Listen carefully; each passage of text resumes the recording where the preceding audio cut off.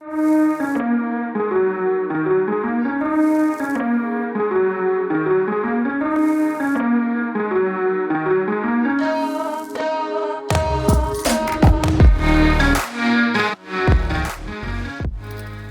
guys, welcome into another episode of Dynasty After Dark. I'm your host, Calvin Timms. You can find me over on Twitter at TDC_Calvin, and I'm happy to have Dale back tonight. Dale's in the house. You can find him over at Twitter at Dynasty_Dale. And it's Thursday night while we're recording this, so I do have the game up on a second monitor, so I'm going to try not to get distracted too much while we're doing this episode. But yeah, I wanted to just jump into this week, and Dale wasn't here last week, so there's no recapping of last week's picks, although the guys I did recommend last week were not the greatest. Tom Brady is absolutely broken right now. Keenan Allen saw the Mike Williams injury and decided, no thank you, so he sat out the entire game. But then Zeke was okay, so there is that piece. But yeah, it wasn't the best piece of advice last week, so hopefully I can redeem myself here today with my picks. How you doing, Dale? I am doing great. I am ready to get this podcast done so we can watch a good Thursday night football game. It's the first one in a while, hopefully. Should be. I know. Hopefully the Bucs aren't completely broken, man. That game was so depressing after the Mike Evans just stone hand drop in the first play of the game. Oh my god. It was probably within the first 5 minutes of the game. He had a wide open touchdown by 9-10 yards. Yeah, it was nuts. Easily.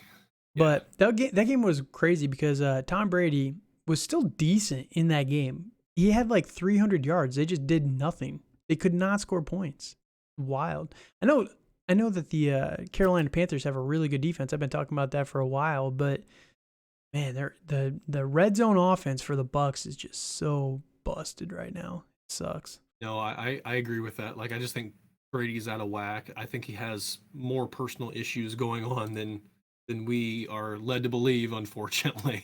Yeah, did you see the ultimatum that came out today? Giselle said that he's got one more, which I don't necessarily believe, to be honest with you. If she told him, okay, you need to retire and I'll give you one more chance. At this point, the season's half over. What do you what's the ultimatum for? Come on, it's not real. It's not true. There's no way that's true. She's probably saying you have this season and then you're done. You know what I mean? That's the only thing that makes sense. The season's literally half over. Why would she give the ultimatum now? Because it's just coming out now. Yeah, probably. I guess. I mean, if she gave him one before the season, I could get it. But in week 8, doesn't really make a ton of sense. So that's all I'm saying. It does make me nervous, though, because I do have him, and I'm kind of relying on him for a comp pick in the ERI Dynasty League next year. So I really would like to get something from him after he retires. But if he retires mid-season, I probably am screwed. So there's that. Probably. All right. So enough spitballing here. We are going to jump right into our picks for the week. So jumping in, my 3 guys, I'm going very wide receiver heavy, and I'll just give you my guys. You can kind of touch on them real quick. First, I'm going in tonight's game. So if you have them, too late, you probably should start him. Unfortunately, you won't be able to hear this before the game starts, but Rashad Bateman is my number 1 start of the week. I really like him against this broken Buccaneers defense.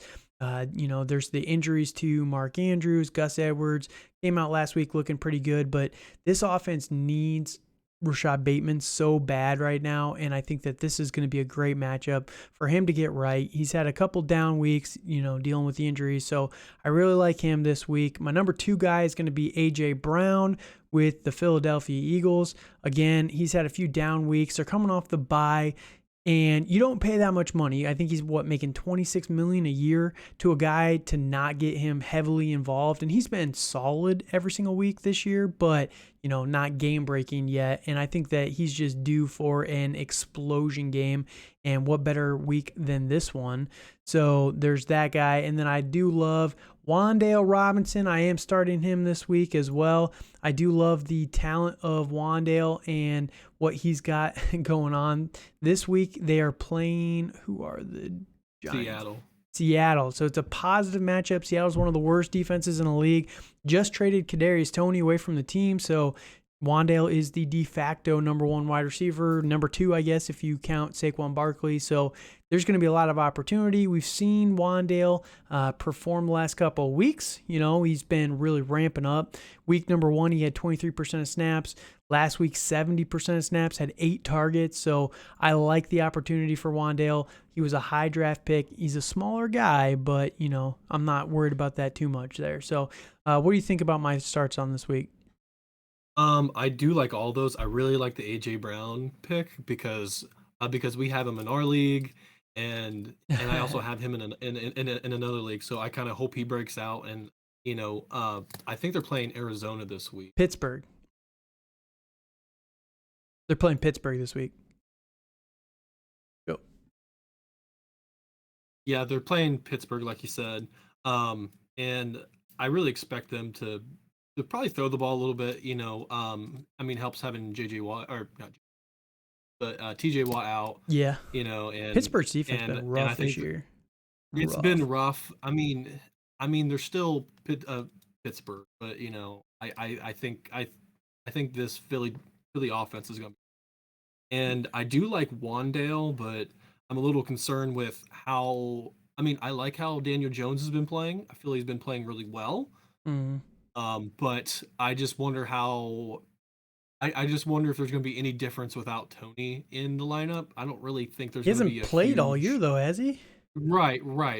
Yeah, I don't think Tony's really played it all this year, so I don't really expect a huge difference in usage for Wandale.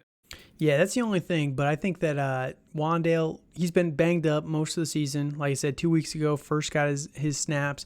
I just think that there's so much opportunity because they have to get somebody in the passing game. If they want to be a playoff caliber team, they've got to get that going. So, yeah, Absolutely. Wandale, he just has a lot of opportunity, and it's a very good matchup. Seattle, like we talked about, very, very weak defense. All right, give me your 3 guys and kind of your reasoning behind your guys. All right. All right. So the first guy I have is so I have Raheem Mostert. I know that sounds gross. I'm a little grossed out myself from it, Dolphins homer. but I know I'm a Dolphins homer, but they are playing the Detroit Lions, who are probably worse than the Seattle Seahawks on defense. Uh, they couldn't stop a stream if there was a dam in the middle. So I really think that Mostert is going to be the lead back in Miami. Like he's going to get all the touches, and I think they're going to try to stay away from Chase Edmonds as much as possible down there. Yep, that's a pretty good point there. I do, Yeah. as gross as it is, you are right. There are a lot of opportunities. He's getting Yes, 90% of touches. It's pretty wild. Yes, lots. And then the second guy I have is Tyler Boyd. Um, I would probably start him the next few weeks, like especially with Jamar Chase being out. I do expect him to have a pretty heavy usage because they are passing a lot more, Yes, they so are. much more, Yep. and it's very exciting to have all those pass catchers. I am a little bit worried with Boyd though, in saying that without Chase or Higgins in, that he's either really good or really bad. So I'm not really sure how this game's going to go, but the Cleveland pass defense is not good at all, Mm-mm. and it's really really bad. So I kind of expect this game to be, I wouldn't say super high scoring, but it's going to be a competitive matchup where they're going to have. Yeah, I definitely agree there. And that's one thing we don't touch on the news like most shows do, but there's so much news that it would take an hour just to recap it all with one Oh, podcast a absolutely. week, right? But yeah, if you haven't heard, Jamar Chase is out for 4 to 6 weeks. There's a lot of rumors that it might be longer. That's the thing that's kind of concerning there. So Tyler Boyd, definitely a lot of opportunity. I thought about making T. Higgins my guy because he would be someone that's going to see a massive uptick in Yes. targets as well. So, no, definitely like that there. Who's your number 3 guy here? Yeah. Um, and then my last guy, I'm gonna be a Buckeye homer here with Justin Fields. Yeah. Um, I Fields did has not been have the playing guts. out of. I'm really scared about this one, but he's been playing out of his mind the past. Mm-hmm. Like he's been playing like a man possessed. Like the offensive line is trying to like tackle him at some points in that Patriots game. It was kind of weird on this one rollout. Uh, I think the center was like blocking backwards. Mm-hmm. So you know, like as long as they get that man like someone to throw to, I think they're gonna think that team is gonna go to the moon here soon. Yeah, Personally, it is scary though because I will say Dallas does have an amazing D line. hmm That's what yes, that's the biggest scary an piece. amazing D But line with Micah Parsons. yeah, so Yes, that's kind of yes, concerning. But what we've seen out of Justin Fields the last couple of weeks, they're using him a lot more like Lamar, and that's where it's mhm, more interesting. He's going to have a lot yes. more of a rushing upside, and yeah, we'll see what he can do. Like I said, I did not have the guts to make it my call, but it's a bold call, so props to you if it hits. All right, so there's our starts of the week. And real quick, what we're going to do now is because the NFL trade deadline is next Tuesday, there will probably, maybe this year, be quite a few guys on the move. It feels like every single year, right around the trade deadline, oh, this guy could go here, oh, this guy, and then nothing happens. And it's like, why do you build it all up? Are you guys just afraid of paying a little bit of picks or something? But I think this year, based on the offseason, we've seen all these quarterbacks get moved, and it just feels like the NFL is changing, and these teams are finally starting to man up a little bit and send some stuff over for some of these players to get difference makers. This year, we've already had like 6 trades already in season, which It's is been just nice to see. yeah, it's wild. I mean, we talked about it. We touched on it a little bit. Kadarius Toney for a third and a sixth. That is a pretty good return for someone who has played, That like is. 6 games in his year and a half so far. I think he's played 5 games and he has 400 yards. Yeah, I mean, he's so freaking good though. It's crazy. He is He one of is, like I don't know if he's he just is very sandbagging good. or what, but like I just feel like this year is going to be the year where people make a lot of moves to try and get some of these guys. So we have a few guys we want to talk about here, and we're gonna just kind of touch on them where we think that they're gonna go and the pros and cons of it. So first guy we want to talk about is someone that's been rumored quite a bit today, which is Alvin Kamara to Philadelphia. So that is a very interesting one because out of all the needs that Philly has, I would say running back is one of the fewest. Like they have Jalen Agree. Hurts, they have Miles Sanders, they've got Boston Scott, they've got Kenny Gainwell. Like they just really don't feel like they need another offensive weapon. If anything, I'd say they probably need like a cornerback or something. They did just go get who was it? From the Bears, Robert Griffin Robert Quinn. or Robert Quinn. Quinn. That's right. Yeah. They got him today or yesterday, so they are making moves already. It's an odd one. So I guess first question is over under. What are the odds you think that this trade happens? Um, I honestly think that there is going to be a trade that Philly makes. With Kamara, I think I would like it, but I don't know what exactly Philly would get back in return. I mean, they do have a couple first round picks for No next way year, Kamara's but going for a first. No I know, way. I know. Oh, I completely agree with that. I completely agree. I mean, I could see like a second, and maybe like a I doubt it. I would say like a fifth, man. Like the problem is running backs are just seriously. so cheap. I mean, Kamara's got a I big contract. That's the thing. Like true. in fantasy, it feels like that'd be fair, like more than fair for a second. Right. But it's just Yeah. NFL teams when you have that big of a salary attached to a position like a running back, teams just nowadays do not want to pay that, and that's why I put like if they move him, it'd be like for a 4th round, maybe a 5th round pick. That's kind of what I think the extent of what I they would give up for him. And if well, you're go ahead. I get that, but I mean, also we saw Christian McCaffrey get moved, and his numbers are, I mean, they're probably not as big as Kamara's, but Yeah. I think they're fairly similar enough for a running back. I mean, like I think CMC's making like 8 million a year, which is still a lot for a running back. No, Now. I think CMC is making about 16 million a year, if I remember right. Oh, he's making 16. I think Never so. mind. His is a But massive. Here, you take over for 1 second. I'm gonna pull up their SPO tracks and just yeah, see what they are. Yeah. Yeah. So, I mean, like with CMC, like the Panthers got what, a second, a third, I think like a next year fourth or something like that. Like they got a decent haul for it's for CMC. It's for being the running back that he is. Who's very injury prone, but when he's on the field, he's very dynamic, and that's what Alvin Kamara is. So Yeah. I don't really expect them to get a similar I don't expect them to get the same package, but I think they can at least get a second out of him, like a second and like a fifth or something like that. Like I honestly think that would be pretty fair. Okay, so based on Spotrac, this season right now, oh, where's Christian McCaffrey? They extend him? Where is he at on here? Okay, let me find him again. Let me find him quick. Was trying to hide my loud mechanical keyboard here. All right, so right now he has a cap hit of $7 million this year.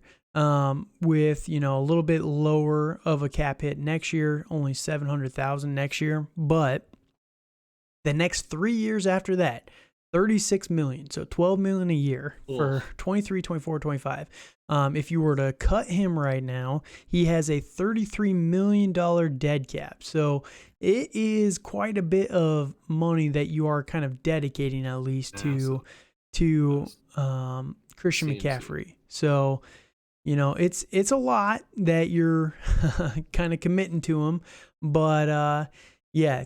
Alvin Kamara, on the other hand, right now he is a $6 million. Next year jumps up to $16 million. So again, he's another guy that's going to be super expensive next year, and that's where it just gets a little risky with, those draft picks there. So I would probably put the over/under on this trade getting done at about maybe 40%. I just don't see it happening too much. New Orleans, they've traded. There's a little bit of a history there, but I just don't think that New Orleans is ready to throw in the towel. That division is just too soft right now. I mean, Tampa Bay is leading the division with 3-4. So, New Orleans has not been great, but they can still technically make a playoff run, and that's kind of what the coaching staff wants to do. So I'm not giving up on them just yet, but so I'd put the over-under at 40%. So no, I do agree with that, and then for the fantasy implications, I think that would really hurt Kamara's stock because of all the running backs that they do have there. Right, yeah, so it definitely hurts everybody, I think, if he gets moved to Philly. And then for New Orleans, there's nobody really even interesting there, like who is their running back? Mark Ingram? That's not great for fantasy. So this one just doesn't make sense to me. I understand all the rumors and everything, but and I did see Kamara put out a tweet today that said basically it was like the popcorn. He was eating popcorn, just like watching the comments. So it was funny, but I just don't think this ultimately is going to happen. It's just too big of a commitment for both sides. It's a lose-lose for everybody, in my opinion, for fantasy if it does happen. So yeah, we'll go on to the next one here. So next guy I want to talk about is Chase Claypool for the Green Bay Packers. And I actually had a podcast earlier this week with Jude Jets. It's the new one for Let's Talk Sports. So I talked about Chase Claypool a little bit on that podcast as well. And my thought process is this. The Green Bay Packers look broken, and they look broken because their offense sucks. It is terrible right now. They have no reliable wide receivers, and, Christian Watson, Romeo Doubs, you cannot be relying on rookies. Sammy Watkins, we all knew was a ticking time bomb, and then Randall Cobb is out indefinitely with an injury. So they really just desperately need some playmakers on the offensive side of the ball. Chase Claypool is someone that I know that they're ready to move out of Pittsburgh. It just has not, worked out for him. Chase Claypool has shown glimpses of talent here and there, but it's just not ultimately been enough to kind of work as the number one guy. Deontay Johnson, he's the one that got the big money contract. George Pickens is the guy that's the superstar rookie that they drafted this year. So it kind of just leaves Chase Claypool as the odd man out. Green Bay is in desperate need, and I just think that this guy is going to be someone that they're going to be targeting. And when you think about it, too, Chase Claypool is like the first version of Christian Watson. So I think that it just makes too much sense. And I probably put this one at like 60 to 70% odds of getting done. I just think that it's just too big of a need. It might not be Chase Claypool, but Green Bay is definitely bringing in a wide receiver. We don't know which one, but this one just makes too much sense for me. What do you think about that one? Oh no, I completely agree with that. It's the bad part is that it makes too much sense, so that means the Packers aren't going to do it. So Probably. is the problem. So my head's telling me do it, do it, do it. Well, I feel that's a slam dunk trade. It's going to help the Steelers kind of get um off of Claypool, and then they could maybe get some help for Kenny Pickett, Hmm. and stuff like that. Adding like maybe a lineman or a draft pick that could Or a be, lineman next year. They're going to be a top yeah, five yeah, pick. They're going to be a top five pick. absolutely. So exactly. So I feel that. I feel it makes sense. It makes too much sense. I would probably go in the 60-70% with you, but I don't have a lot of faith in GM. in the GM of the Packers, because they haven't done very well in drafting a lot of offensive help, Yep. and they don't really attract a lot of free agents. They don't really do a lot of that, and that's kind of what's set them back from being the premier franchise in. Yep, I agree with that. And then the other thing too, I was looking at this a little bit. One of the craziest stats. Have you heard this stat? Speaking of Spotrac, right? Contract stats. If Aaron Rodgers retires after this year, because there's a lot of rumors about him retiring at the end of this year, like him just being absolutely done. And if you've watched any of the Packers games, he looks absolutely finished with football, Done. just in general. He just does not look like he wants to come back. If he retires after this year, they have 96 million in dead cap next year. Oh 96 my million. gosh. Oh That's my gosh, insane. that is insane, and that's just gonna set them back so far, and that's just gonna hurt any chance of them being successful. Because I don't mind Jordan Love, but he is not Aaron Rodgers. I like Not. Jordan Love. I still believe in Jordan Love, and I want to see him get an I do actual too. opportunity. But no, you are Chance, right. He yeah, is not. He is not Aaron Rodgers. And I mean, when you have that much dead cap, there's nobody going to be left. You're going to be rocking a whole new rookie crew essentially. So that's yeah, going to be rough there. But yeah, the one positive though, if he does get traded to Green Bay, instantly slots in as the number one guy there. Chase Claypool yes. doesn't really have a history of injuries. He doesn't really get banged up too much. So there is that. You don't really have to worry too much that way. But then for the Pittsburgh side, I talked about this on the other podcast. Pickens and Deontay just absolutely get way more interesting. Fryermuth, all of the weapons. It's such a Hmm. loaded offense for Pittsburgh. That's like it's those memes where it's like a really beautiful car with no engine, essentially, because Kenny Yep, Pickett just is yep. not a great quarterback. And I've always maintained this. We're kind of seeing it now through the first couple of weeks of his starts, but they have so many weapons, and I just think if you take one guy out of there, it'll just help all the others for fantasy. So I don't think it's going to help them in real life football, but for fantasy, it makes them all a little bit more interesting there. So next guy, we'll just roll on here. Brandon Cooks to the Los Angeles Chargers. So I did not tell you about this one. This one's a little interesting. I've seen a lot of rumors about this. A lot of rumors that Brandon Cooks has gotten a lot of calls in the last couple of days. Well, at least the Texans have gotten a lot of calls about Brandon Cooks anyway. So the Chargers are somebody that had been rumored for a wide receiver for a while. Keenan Allen's been banged up all season long. They just lost Mike Williams. So they're on bye this week. A trade right before the deadline means that whoever they would get, if they got him before this weekend, would have an extra week to kind of prepare with this person. So it makes a lot of sense that they'd be interested in a wide receiver. Brandon Cooks, on the other side, is someone that is interesting because I think he just re-signed an extension in his contract, and in that extension there was a no trade clause. So I'm not sure if they can even trade him without his permission anyway.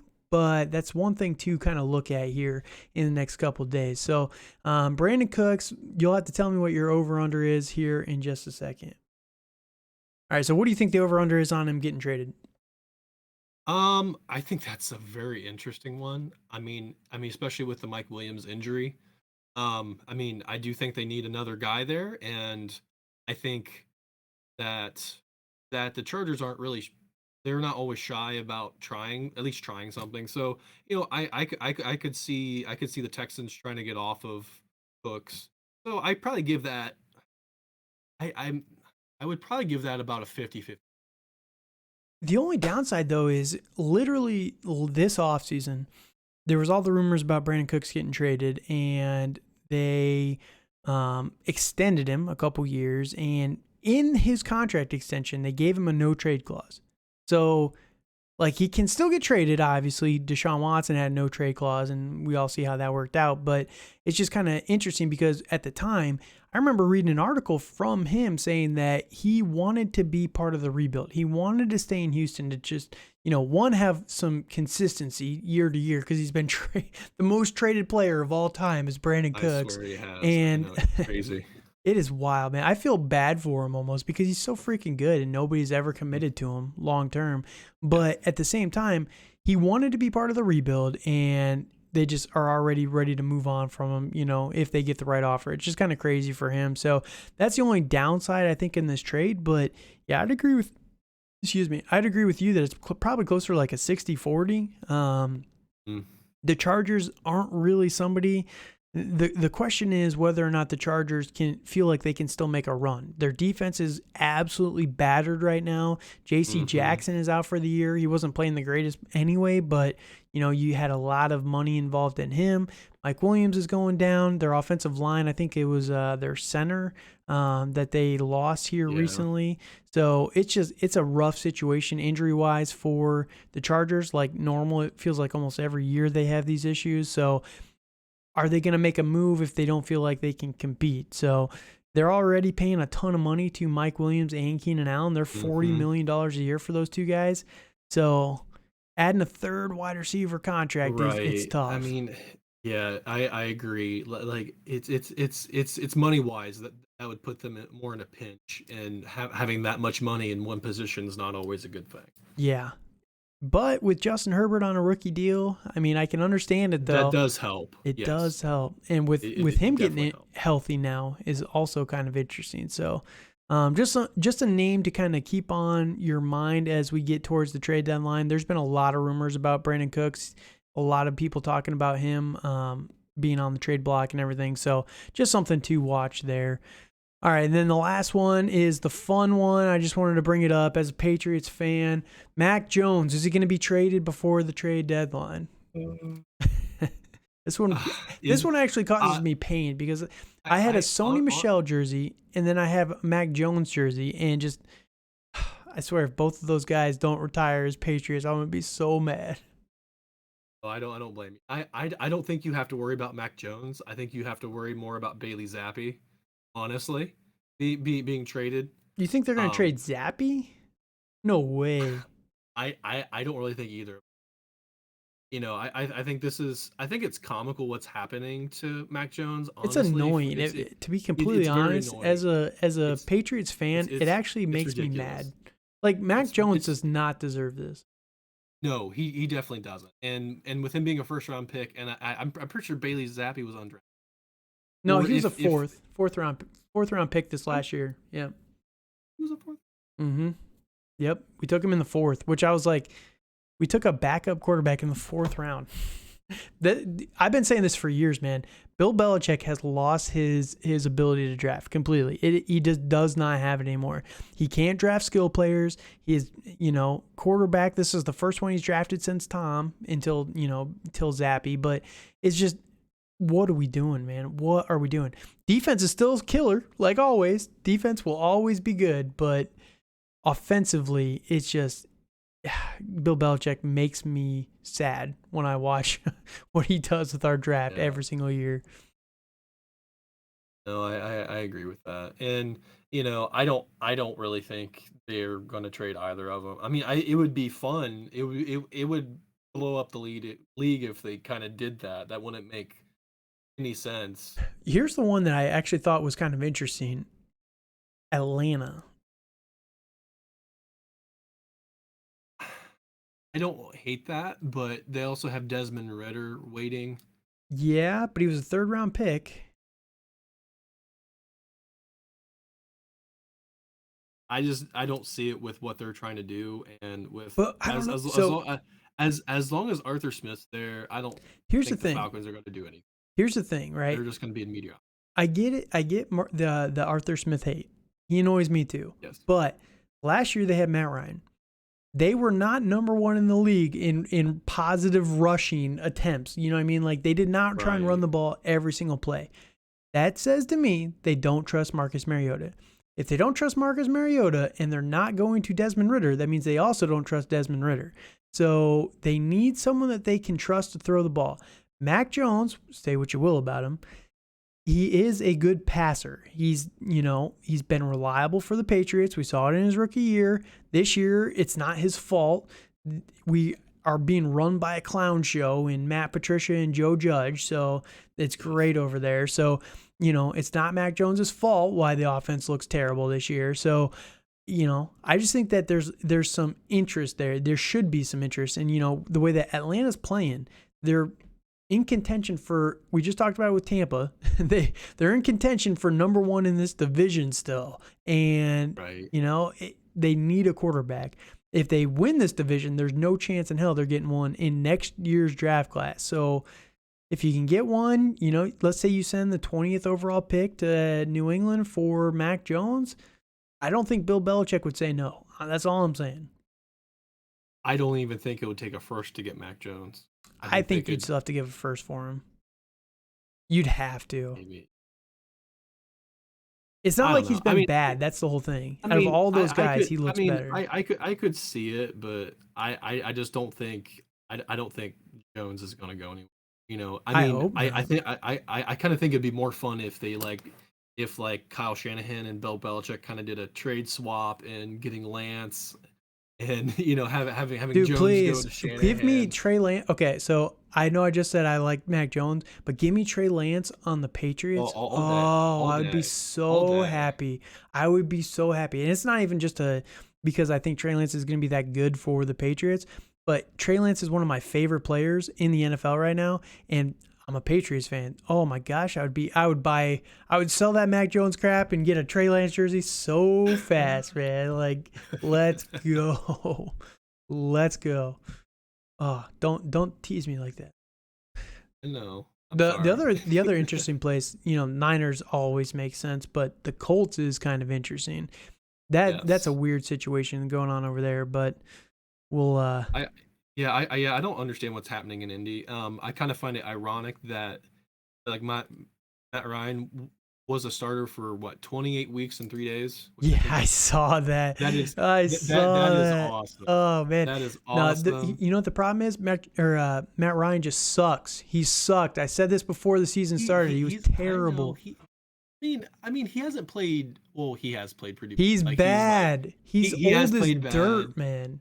He has played very bad. Well, he's 30. He's 38. He's younger than Brady. Dude, I've said this for years. I think Tom Brady's going to warp people's perception of quarterbacks. Like, oh yeah, everybody can just play till 50 now. It's like, no, Tom Brady's just a freak of nature, man. Not everybody can do this crap. And Matt Ryan has been done for 3 years. He's been terrible for 3 years in Atlanta. Oh, but he puts up big numbers. How many games has he won over the last couple of years? How many games has he carried them to? He's Matty Ice. Yeah, because he's ice cold because he sucks. He fumbles every game away that he's in a high-pressure situation. Oh, I've never liked Matt Ryan. But I will say they are doing him a little dirty. So yeah, all they are. I mean, I would have much rather them come out and say that it's the shoulder injury and not just that he sucks ass. Yeah, that's true. That's true. So, yeah. But, oh, well, it is what it is. I don't think the Colts are in play. They just cannot afford to trade for another quarterback at this point in time. Their fan base, they will kill them.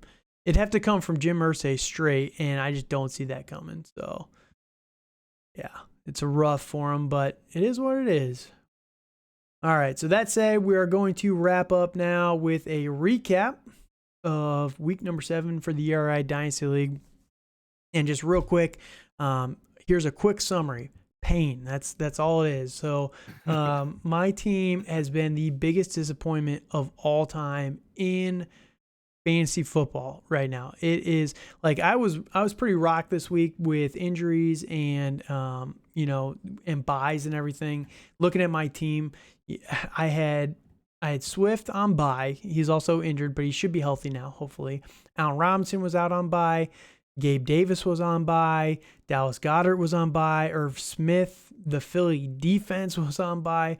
Who was a couple guys that were injured, Dak Prescott just coming off of injury. So I was kind of limited in my options. Keenan Allen was injured as well. So very limited in who I could even start. Ultimately ended up losing because my starters, who are supposed to be good, Tom Brady had a crap week. Saquon is great. Saquon's been elite all season long. Fournette was bad because the entire Tampa Bay offense couldn't score to save their lives. CeeDee Lamb with Dak just didn't really need to do anything. 4 for 70. It's not the worst. You need to see a couple touchdowns from CeeDee Lamb. 4 catches for 70, though, is not bad whatsoever. Godwin, same with Fournette and Brady, just terrible day against the Panthers. Kyle Pitts, I had to start him, was not happy about that. The Falcons are just a joke. We just talked about them. Agree. Yeah, I agree. And it's just baffles me that they spent 2 top 10 picks on 2 pass catchers. They just need a quarterback. Honestly, that's all they need. Times. They need to get a quarterback. Marcus Mariota's not even that. He's not even that bad. Here's my point. Here's my whole concept, right? And I get it. They want to make playoffs if they can. I understand this. But go out there and just put, like they did with Justin Fields, just throw the ball like 30 times. If Marcus Mariota sucks, you have an excuse to go to Desmond Ridder, and you can see what he has. Exactly. So just do it. I just don't understand this. Just go do it. And if you win, you win. And if you lose, nobody's going to blame you because you didn't have a quarterback. I just don't understand the thought process here. So whatever. Keenan Allen, bad week. Like I said, he had 2 catches for 11 yards.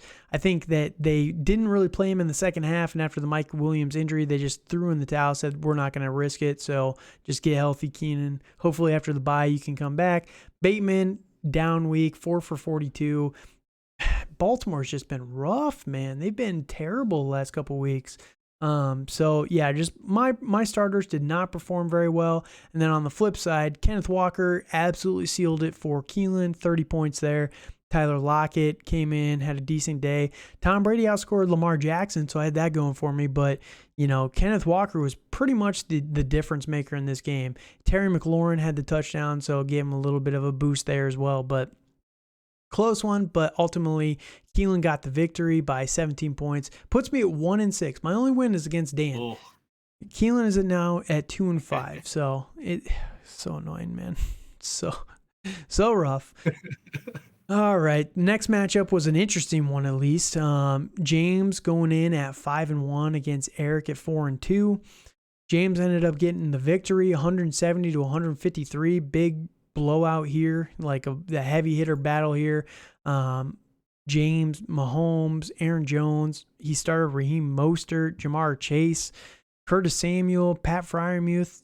Great week from those guys. T. Higgins, Deontay Johnson. He's going to be hurting here in the next couple of weeks without Jamar Chase, but at least he has T. Higgins to kind of see a little bit of an uptick there. On the flip side, Eric also had a pretty good week as well. Daniel Jones balled out. I think he picked him up off of waivers right before that game started too.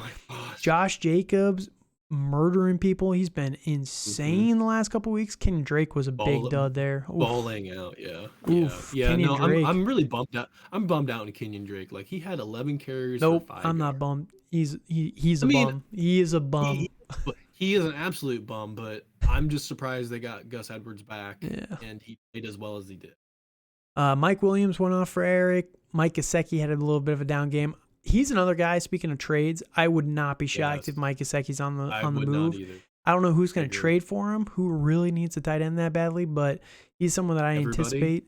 Dude, I'm telling you, Dalton Schultz for Mike Gesicki. Make it happen. It makes too much damn sense for both teams. It does.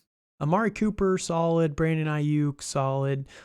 Defense, Baltimore defense really came through for him last week. But a couple guys on his waiver or on his bench that went off. But Yeah, pretty heavy hitter slugfest there. So that puts James at 6-1, Eric at 5-3. So we'll talk about the standings here in just one minute. Another heavy hitter fight here was Ryan versus Braden. Braden squeaked out the victory over Ryan to put him at 5-2. Ryan is now 4-3. So they were both 4-2 going into the game. What a wild, game changer there. 150 to 147. So when I say squeaked it out, he literally squeaked it out. Joe Burrow, though, coming through 41 points. I can't even get 20. I can't even imagine 30 or 40. Holy goodness. 36 points from Austin Eckler. My gosh. Mm-hmm. Michael Pittman, down week there for Braden. Joe Mixon, solid. 18 points there.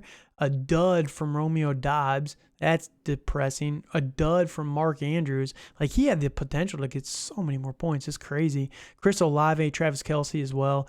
Just a great performance there for Braden. On the flip side, though, I gotta pause the game here while I'm recapping these games. I'm following along, trying not to shout out the points as we're going through here. Some good touchdowns, good drives by Tampa Bay so far, so I can't complain.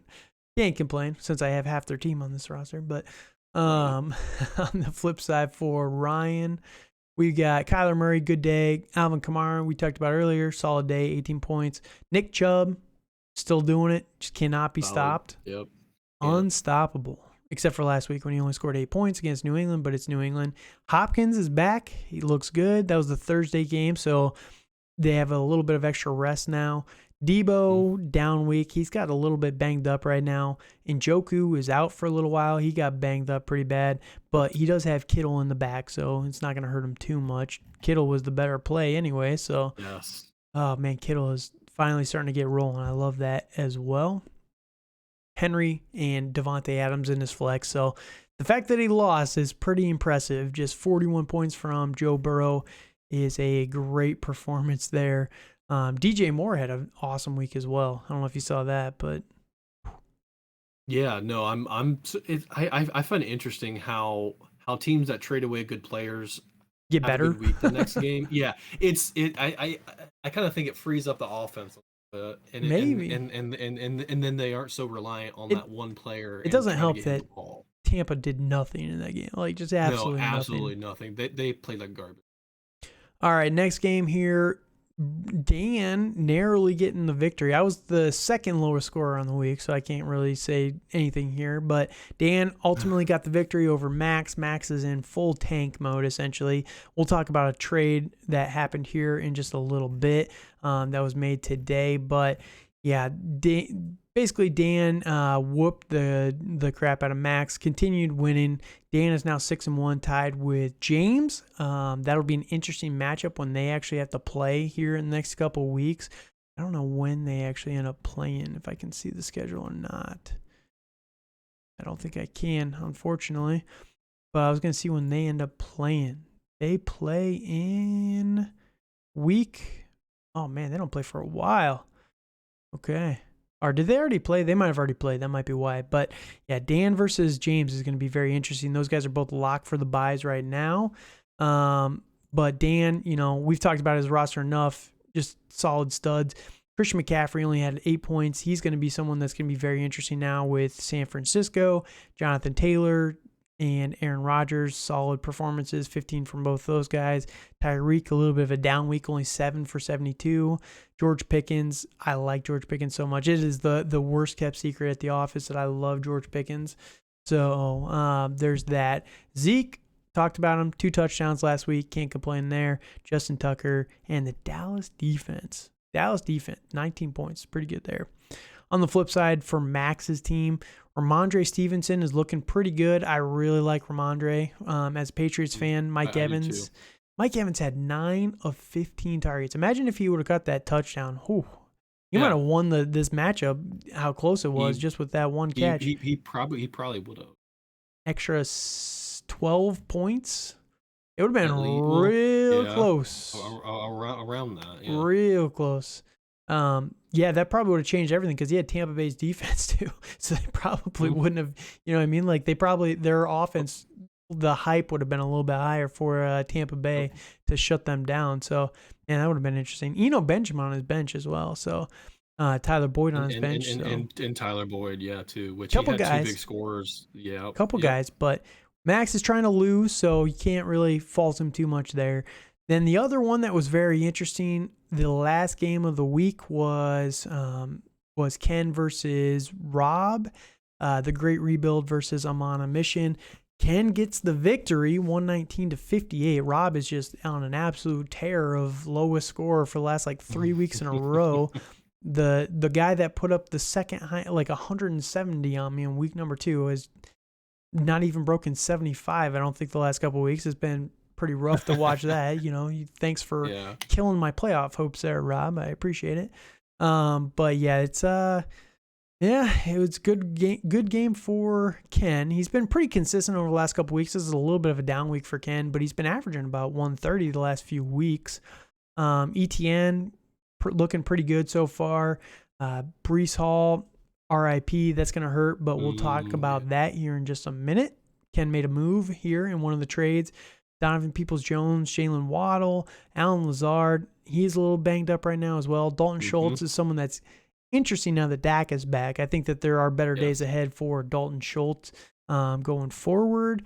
But when you look at the depth, again, Ken doesn't have a ton of depth here. Sky Moore, rest in peace. They just replaced him with Kadarius Toney.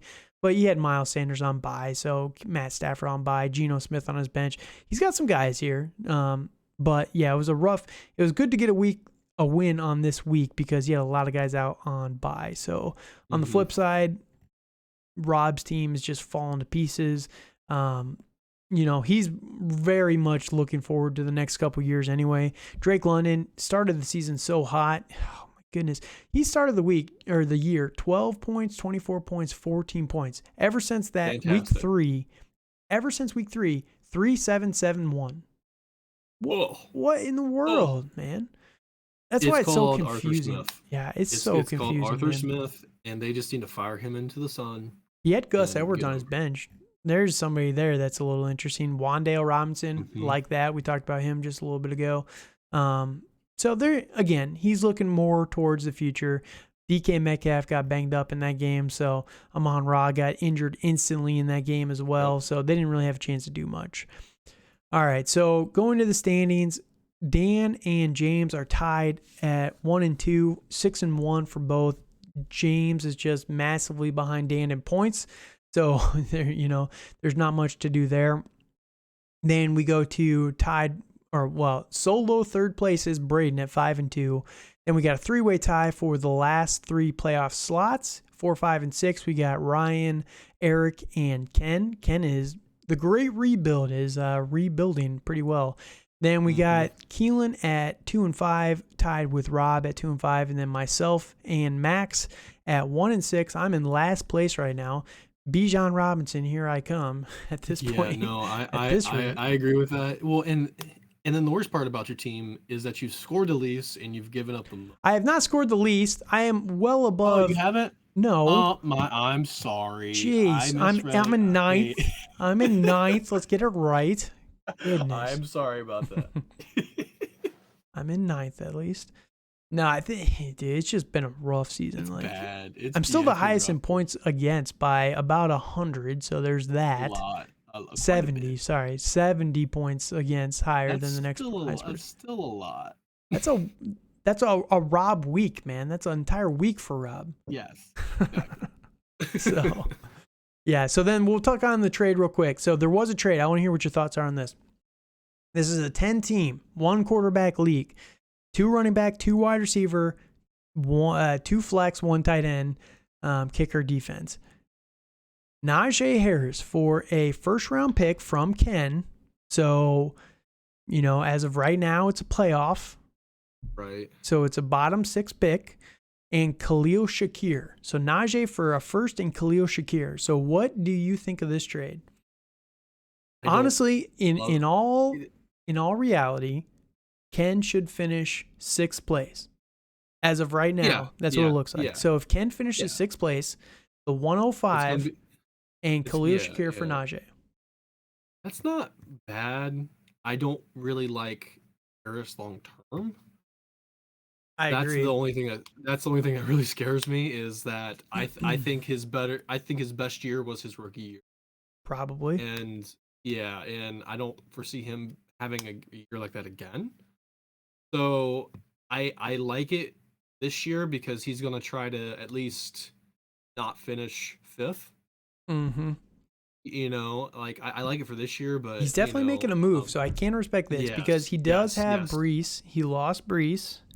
One thing I told him to do, and I don't know, I mean, if you don't want me to talk about trades that you guys are rumoring to me, don't tell me this is what is it the reporters say off the record? Right, If you right. want these off the record, tell me and I won't talk about them on here. But what I told him to do was go get Kenneth Walker for Brees. So, Yeah. Keelan has Kenneth Walker. Keelan is kind of in between throwing in the towel in the season and kind of making a run because I think the only other person that can solidify a playoff slot would be Keelan. So Brees for Kenneth Walker is interesting, especially for Ken when you need some depth and Yeah. you need running backs. That gets interesting for me. I don't know. What do you think about that? What would you I do for that? I would have liked the Brees for Ken Walker trade He can then. still do it. That's what I'm saying. Like he can still do it. Yeah, yeah, he can Najee, still do it. Najee, Ken Walker, Miles Sanders. It's not a terrible group of guys there. So you Right. know, I mean, I wouldn't hate that. I mean, I like that a lot better than the Najee Harris trade. hmm I'm just not. I'm like yeah, I don't like Najee that much. I think Najee's a good player. Don't get me wrong, but I'm just fully out. I will Fully say out. though, I think this was a perfect opportunity for Ken because I think that there is some positive regression coming for Najee over the next couple of weeks. He's been that bad, Yeah, but he's absolutely. a very inefficient runner. But the Pittsburgh offense has just been struggling as a whole. And I don't like Kenny Pickett, but he is going to score points. At some point they're going to score some points, and Najee will be the recipient of a lot of those points. So there is that. So there should be some positive regression. I think Max sold way too cheap, for if it was me, our trade deadline's in week 13. I'm waiting much longer for Najee. Hmm. Wait until he has a couple of those big games. See if you can get two Yes. first for him. But, Max was ready to move on. So it was perfect timing for Ken on the trade. So can't fault him for that. So the only other question is whether or not I'm going to throw in the towel or not. And more than likely, yes. I've been trying to sell Uh, some players, but yes, yes. I'm going by the people that you're putting on your trade block. I think you're trying to do a fire sale and try to get all the first round picks next year. yeah, that's not going to happen because Rob has like I half know. of them. Oh, Rob and that's true. Max have all of them. So no, people are very frugal in this league for sure. So getting first rounders is not as easy as it looks. So, but no, we'll see. We'll see how it goes. I mean, if I win out, technically I could finish the season 8-6, but the problem with that is I have to play Ryan, Dan, and James again. So Yeah. that sucks. I really don't Sucks. think that's. I'm just gonna say it here. I don't think that's gonna happen. I don't think it's going to happen I either. I agree. I mean I It's mean I mean possible, but I yeah agree. I don't really foresee you finishing last, but I think you have a better chance of finishing last. That's true. But if I'm in the Yeah. bottom four, the nice thing is if I'm in the bottom four, at least I'm in the lottery, so I can maybe get the 101. That's true. That is right. So the 101 would be fun. We'll see if I can get it. Bijan Yes, Robinson would be mine if I do that. If that happens, I will be absolutely. getting Bijan. So I will tell you all now exactly who I'm targeting. But and if I get the 102, I'm probably going Jameer Gibbs. And if I get the 103, I'm probably going Sean Tucker. Is it Sean Tucker or Sean? I Is it? I There's an think it's Evan Sean. and a Sean. I forget. They're not the. I They're think the. it's Sean Tucker. Is it Sean Tucker and Evan Taylor? Yeah, I something think like that. that's their names. They I get them flipped up. I don't watch enough college, as you can see, but yeah, they will be mine. I'm basically guaranteed one of the top 4 running backs or the number 1 wide receiver. So I'm not going to complain if I end up getting a top 5 pick. No. So for sure. And if Brady continues to play like he's playing tonight, maybe I can get the 111. Let's go. Let's go. Rebuild is in full effect. So we will see. But yeah, it's going to be rough. I mean, I'm not throwing in the towel just yet. There's no point to just yet. I've got a couple easy matchups. I think I play this week. I'm playing Rob again. Then I've got Max, and then I've got Ken. So it's an easier stretch than what I've had so far through the first 7 weeks. But we'll see how it goes. If I lose this week, then yeah, I'm 100% just fire selling everything I can. But again, we got a couple more weeks, so I'm not just gonna panic sell. I'm gonna buy my time. Wait for some more of these killer injuries that are just wrecking everybody. Jamar Chase, Breece Hall, like this year's been wild, man. I will say. Yes. It's been wild. Oh, another guy too, but real quick, and this will be the last guy we talk on because we're hitting 55 minutes. So we're under an hour, so we're doing good on time. Real quick, we'll just touch on this guy.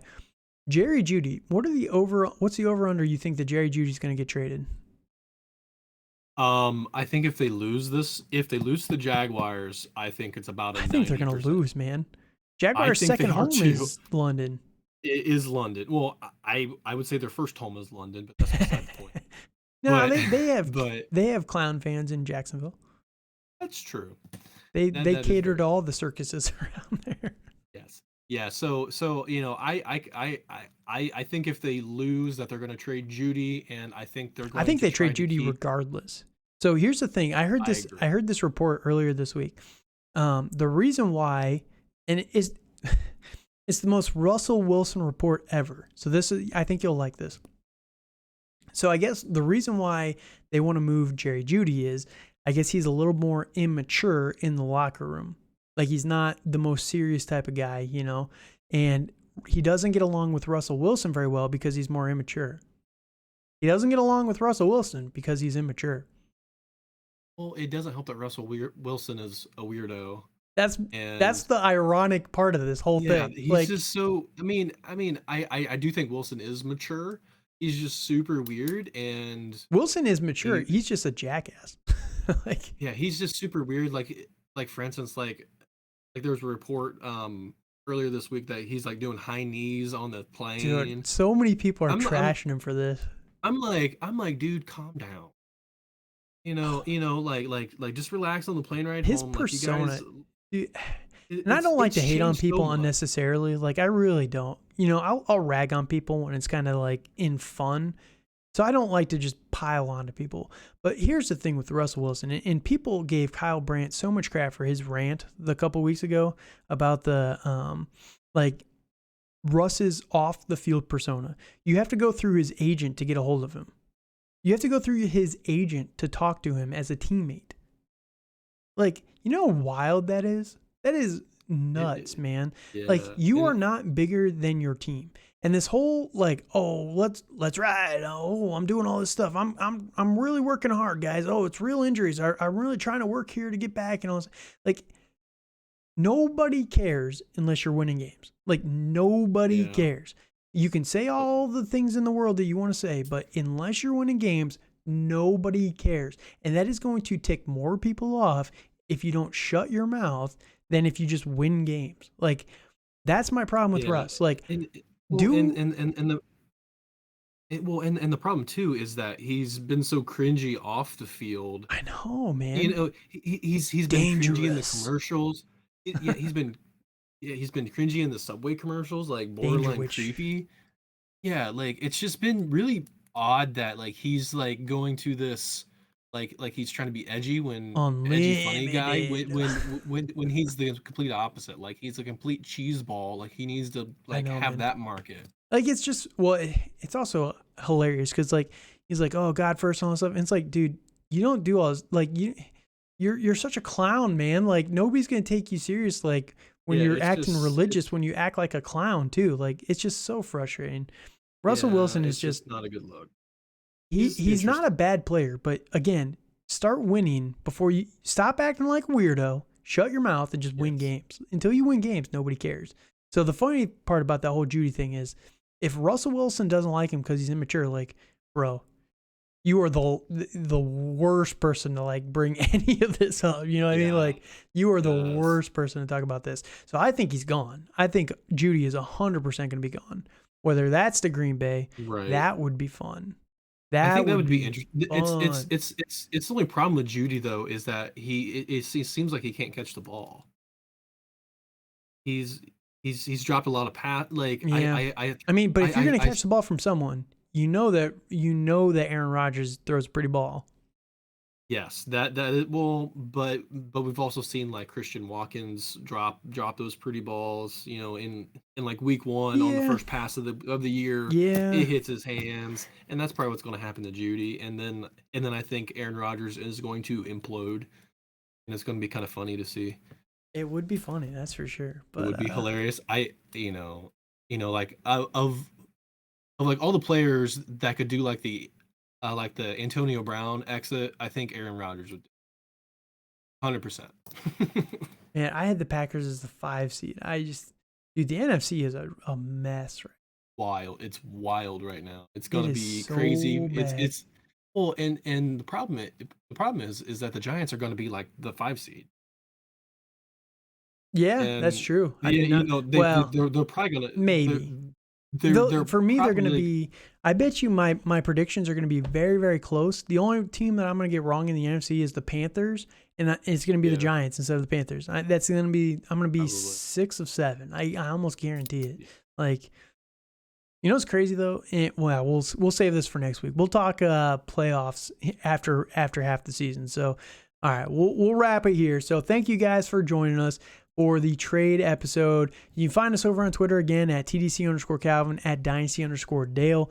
Make sure you comment, like, subscribe to the video. I didn't call this out earlier. Let us know your thoughts. If you have any trade questions in your leagues, if you're trying to trade any players yourselves, feel free to hit us up and we would be happy to walk you through. That said, we're going to get out of here so that we can watch this game. Thank you guys for listening. Have a good night.